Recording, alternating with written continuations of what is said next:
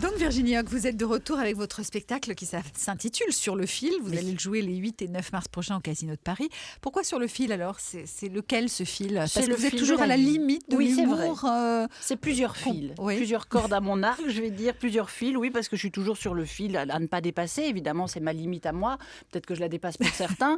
C'est le fil de la vie aussi, c'est de me dire et faire un petit bilan aussi comme ça, mais léger, pas du tout de psychanalyse sur scène, mais de me dire, j'ai voulu faire ça à 8 ans et finalement j'ai tiré ce fil, je ne savais pas quelle couleur il allait avoir, mais j'ai décidé ce que j'allais en faire et c'est devenu ça. Mais j'aurais pu être hôtesse de l'air, j'aurais pu être médecin, j'aurais pu être n'importe quoi.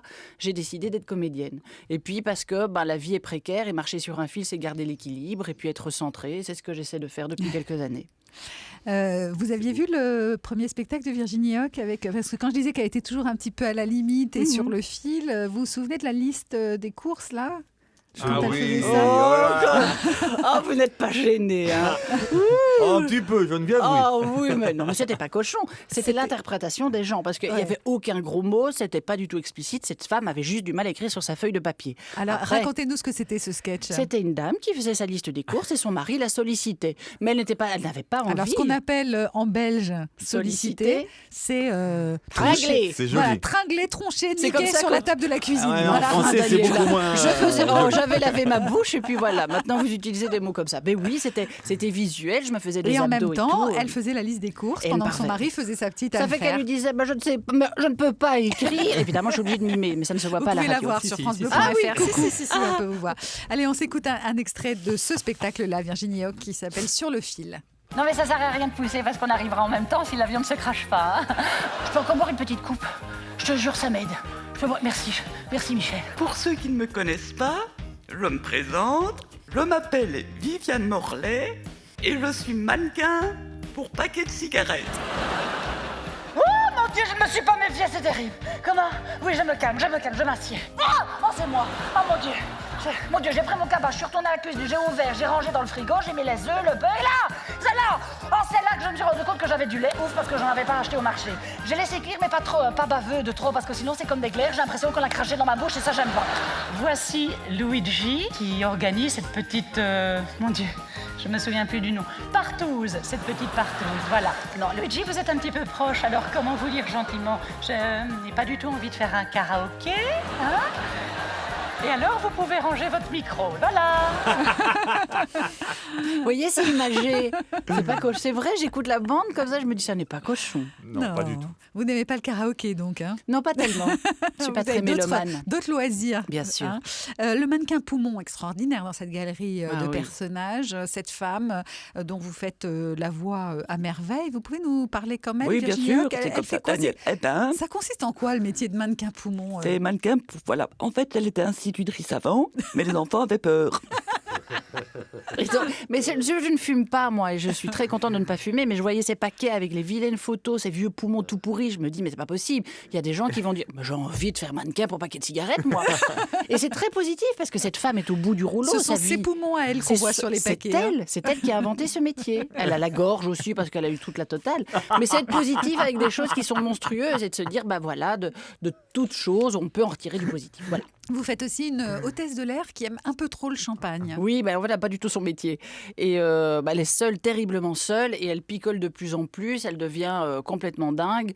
Et j'aime bien parce que des hôtesses de l'air sont venues voir le spectacle. Mais en fait, c'est parti du fait, vous savez, quand on est dans l'avion, il y a toujours ce petit rideau qui nous sépare avec les premières classes. On ne sait pas ce qu'elles font, les hôtesses de l'air. Et j'ai toujours l'impression qu'elle, de l'autre côté, elle parle de nous en disant, ils me font chier et tout, et elle picole, quoi.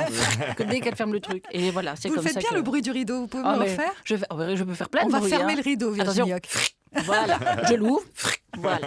C'est pareil en fait. C'est un peu friteuse quand même. Attendez, voilà, c'est peut-être à l'envers, ça, je vais le faire comme ça. Mannequin, hôtesse de l'air, vous le dites, ce sont peut-être des métiers que vous auriez pu faire. C'est vrai ou c'est juste pour le spectacle ? Oh, peut-être. En fait, j'avais décidé à l'âge de 8 ans de faire ce métier de comédienne, mais comme mon père m'avait rappelé qu'il y avait beaucoup d'appelés, peu d'élus, rien ne m'aurait dérangé. Du moment que je pouvais payer mes factures, être un peu heureuse dans la vie, j'aurais pu faire n'importe quoi. J'aurais fait sûrement du théâtre en amateur à côté ou la ligue d'impro ou des choses comme ça. Mais n'importe quoi pour gagner votre vie ? Oui, bien sûr, parce que que franchement, en décidant de faire du théâtre, si ça ne marchait pas, j'aurais arrêté, bien sûr. Dans vraiment. le genre n'importe quoi, vous avez fait quand même des petits boulots? Oui, j'ai vendu des bijoux le lundi et le mardi.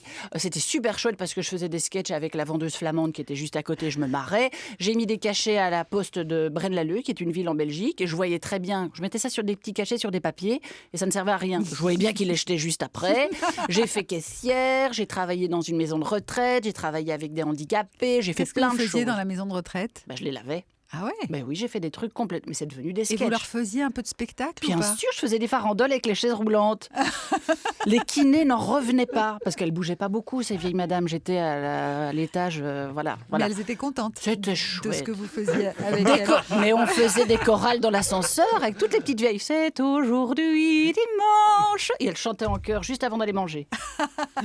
Écoutez, j'en ai tiré beaucoup de choses. C'est devenu des sketchs et puis beaucoup de respect pour les personnes âgées aussi. Et vous avez aimé faire ça? J'ai adoré. Dur. J'ai beaucoup pleuré. Dès que je voyais une madame avec des cheveux blancs dans la rue, je pleurais parce que l'issue était la même pour tout le monde. Quand je rentrais dans une chambre d'une dame d'un certain âge et que je voyais une photo d'elle à 18 ans, je me disais, voilà, c'est notre lot à tous d'aller par là. Donc beaucoup de respect, j'en ai tiré. Oui, vous avez des eu choses des pensionnaires de cette maison de retraite qui vous ont quitté, justement?